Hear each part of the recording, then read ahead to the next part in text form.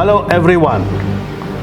You have heard me speak about the 1947, 1965, the 1971 and the Kargil war between India and Pakistan, where India stumped Pakistan in a very befitting manner. But the 1962 Sino-India debacle was a chapter in our history which we want to erase and delete. Why? It is not just because our army was weak or got defeated. It was basically a political and a diplomatic defeat in which there were lot of lacunas in our diplomacy with China, misplaced trust, the Hindi Chini Bhai Bhai slogan, which was taken too much on its face value, and China as usual backstabbed us. China as usual has a habit of not accepting the things which are in regulation, pinpricking, overstepping its territory, trying to create skirmishes like recently it has been done in Galwan in the east, and similarly pre-62 there have been skirmishes all along the long 3,000 kilometer border starting from Akshay Chin to the Arunachal Pradesh or the erstwhile Nepal. The main three reasons of the Sino-India debacle was basically the area of Akshay Chin, which China always claimed to be its own, the erstwhile Nepal again, which China said is its territory, and not accepting the McMahon line as it is, and also annexation of Tibet by China. And when Dalai Lama was given asylum in India, it was taken that India is trying to show its eyes to China and trying to become a superpower in the region.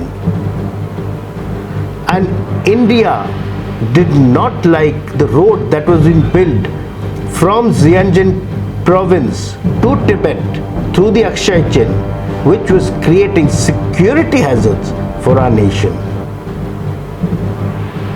And as usual, China kept saying before 62 that there are no territorial disputes. But then China did what it always does. And Nehru also gave directions for a forward policy which said that evict the Chinese patrols or the Chinese outposts which have started growing along this border. But then the orders were not so strong because of the communist inklings of Menon. He bypassed this defense minister. Parthasarathi, the envoy in China, was reporting directly to the Prime Minister, which is not right in its protocol. And then the weak signals that were sent, and not accepting the fact that China would be or could be attacking us. And finally, during mid-November, the attacks did happen, and that too on both the fronts. And at that point of time, India was not concentrating militarily but trying for industrial growth. Yes, it may be correct, but then the army or the armed forces has to be kept strong also for such aggressors and so-called unfriendly neighbors that we have around us. The army was not geared up for the warfare in the mountains The arms were not proper. The clothing, the logistic was missing. There was poor planning. The corps commander of one of the major corps which took part in the battle was a service officer who didn't have much of an exposure. The diplomatic discussions were not in the right direction. Then there was the Cuban crisis which was happening between the USA and the erstwhile USSR.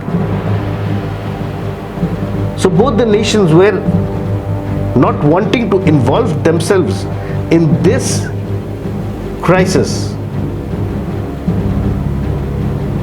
And when Jawaharlal Nehru sent his request for aircrafts to be manned by the US pilots, US denied it.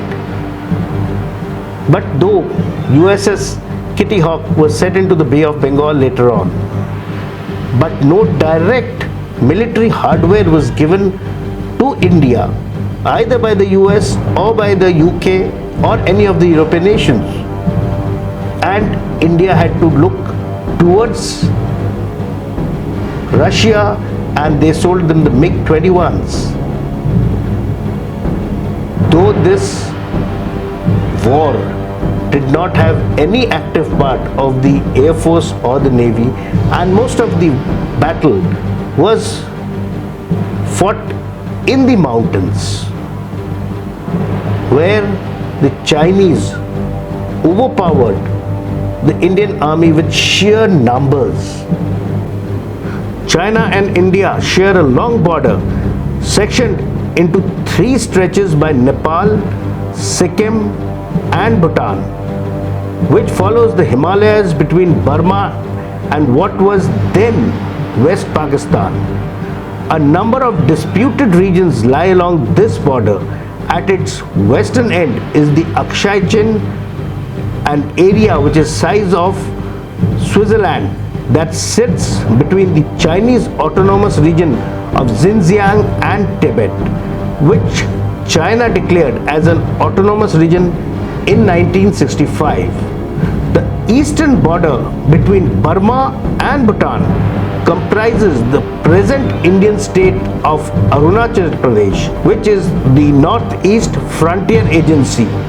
Both these regions were overrun during the 1962 conflict, but after the unilateral ceasefire, both the armies rolled back to its original position, and the line of actual control has been demarcated and supposed to be sacrosanct. The 3 main reasons for this war to take place was basically, like I brought out, the area of Aksai Chin, the erstwhile Nefa, and the road which was built between Xinjiang province and Tibet along the Aksai Chin, creating a security hazard for us, which was reiterated by our government.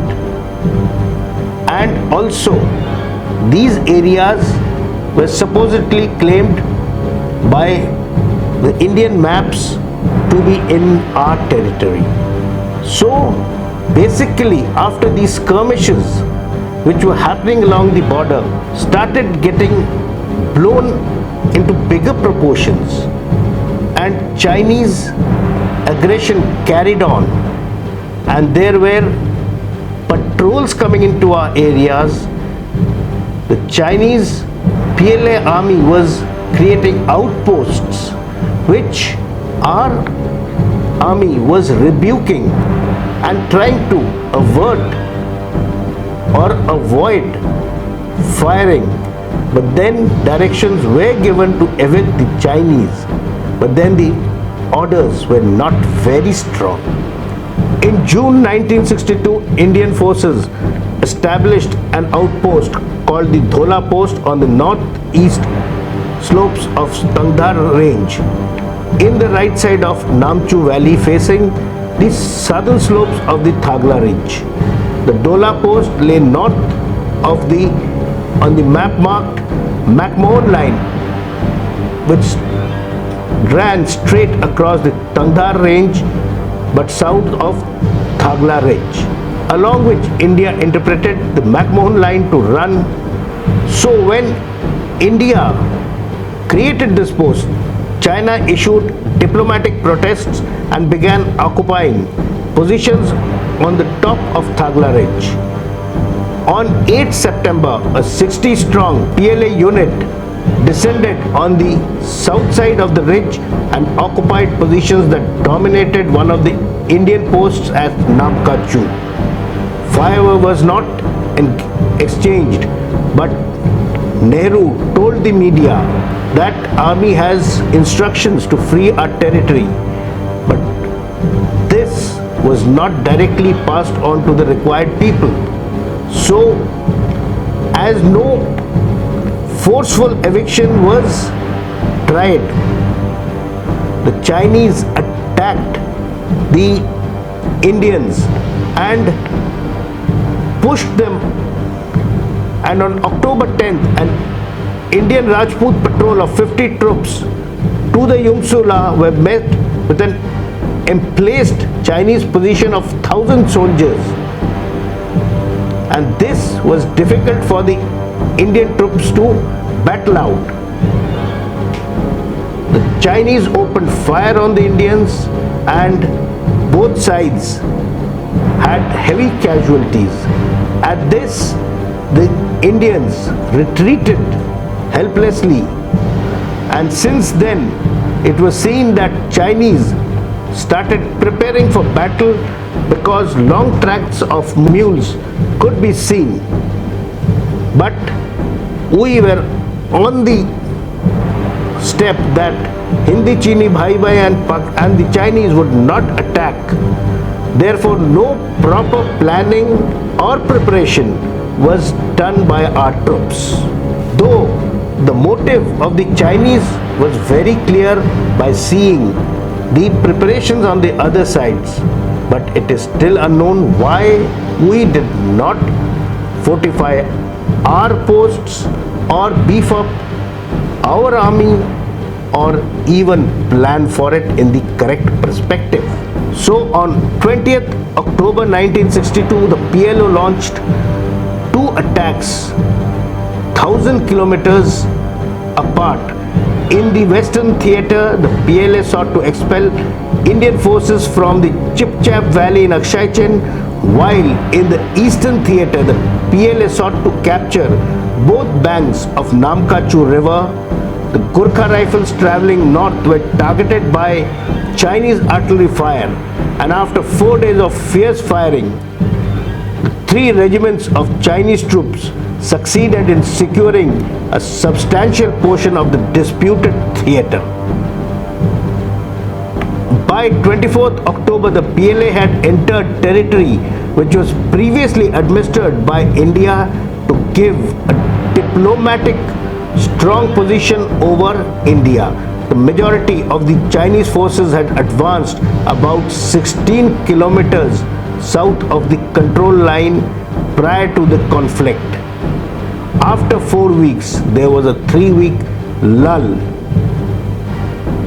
The Chinese troops were ordered to stop advancing, fortify their positions, and this was the time when Zhao sent a letter to Jawaharlal Nehru asking for a negotiated settlement, a withdrawal of both the sides by about 20 kilometers, and not to cross the borders, and also in exchange for Aksai Chin, the NEFA would be handed over to the Indians. Nehru at that time did not reply and was expected nothing much to take place. And after Zhao received Nehru's letter rejecting his proposal, the fighting resumed on the Eastern Theatre on 14th November with an Indian attack on Walong claimed by China, launched from the defensive position of Sela and inflicting heavy casualties on the Chinese. The Chinese resumed military activity on Aksai Chin and Nefa hours after the Walong battle. In the eastern sector, the PLA attacked Indian forces near Sela and Bondila on 17th November. These positions were defended by the Indian 4th Infantry Div.